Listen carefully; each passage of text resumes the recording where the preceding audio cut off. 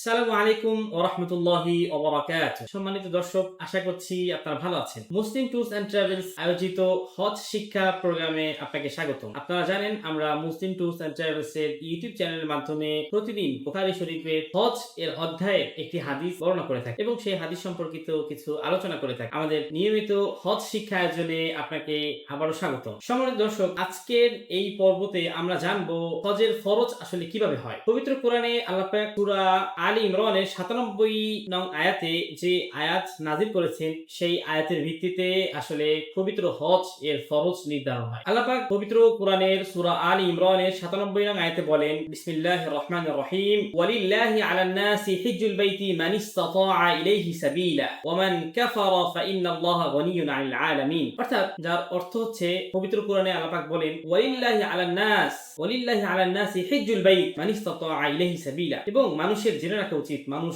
মানুষের জন্য ওয়ালিল্লাহি আলান নাস হিজ্জুল বাইত, আল্লাহর ঘর হজ করা, মান ইসতাতাআ ইলাইহি সাবিলা, যারা সামর্থ্যবান তাদের জন্য আল্লাহর ঘর তওয়াফ করা, আল্লাহর ঘর হজ করা তাদের জন্য ফরজ করা হয়েছে। ওয়া মান কাফারা ফাইন্নাল্লাহা গনিয়্যুন আনিল আলামিন, আর যে ব্যক্তি এই হুকুমকে অস্বীকার করলো তারও জেনে রাখা উচিত যে আল্লাহ পাক যে কোনো বিষয়ের অমুখাপেক্ষী, অর্থাৎ আল্লাহ পাক কোনো বিষয়ের মুখাপেক্ষী নয়। অর্থাৎ মানুষের উপর যে হজ ফরজ করা হয়েছে, মানুষ যদি তা পালন করে তাহলেও আল্লাহ পাকের কোনো অসুবিধা নেই, এবং মানুষ যদি তা পালন না করে তাহলেও আল্লাহ পাকের কোনো অসুবিধা নেই, কোনো ক্ষতি নেই। কিন্তু মানুষ যদি তা পালন করে তাহলে অবশ্যই মানুষের কল্যাণ হবে। সম্মানিত দর্শক, বুখারী শরীফের হজের অধ্যায়ের প্রথমে এই আয়াতটি রয়েছে যে কিভাবে হজ ফরজ হয়, কোন আয়াতের মাধ্যমে হজ ফরজ হয়। আমরা এই আয়াতের পরে বুখারী শরীফের হজের অধ্যায়ের একটি হাদিস জেনে নিই।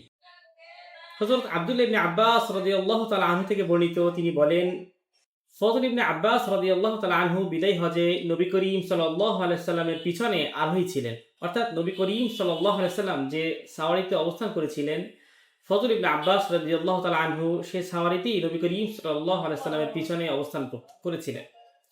এমত অবস্থায় খাসআম গোত্রের এক মহিলা নবী করিম সাল্লাল্লাহু আলাইহি সাল্লামের কাছে কিছু জিজ্ঞেস করতে আসে।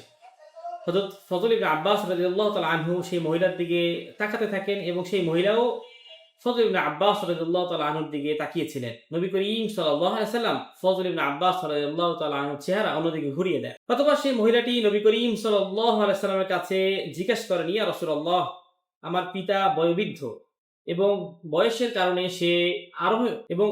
কারণে সে সওয়ারির উপর আরোহণ করতে পারে না, সে সওয়ারির উপর বসে থাকতে পারেন না। আমি কি তার পক্ষ থেকে হজ আদায় করতে পারবো? নবী করিম সাল্লাল্লাহু আলাইহি সাল্লাম বললেন, জি, আপনি তার পক্ষ থেকে হজ আদায় করতে পারবেন। সম্মানিত দর্শক, আমরা জানলাম যে যদি কোনো ব্যক্তি বয়োবৃদ্ধতার কারণে হজ আদায় করতে সক্ষম না হয়, তার পক্ষ থেকে তার পরিবারবর্গ অথবা অন্য কারোর মাধ্যমে তিনি চাইলে তার হজটি আদায় করে নিতে পারবেন। সম্মানিত দর্শক, আশা করছি আজকের এই প্রোগ্রামটি আপনাদের কাছে ভালো লাগবে। ভালো থাকেন, মুসলিম ট্যুরস এন্ড ট্রাভেলসের সাথে থাকেন। নিয়মিত হজ শিক্ষা সম্পর্কিত যে কোনো তথ্য পেতে মুসলিম ট্যুরস এন্ড ট্রাভেলসের ইউটিউব চ্যানেলটি সাবস্ক্রাইব করবেন। আসসালামু আলাইকুম ওয়া রাহমাতুল্লাহি ওয়া বারাকাতুহু।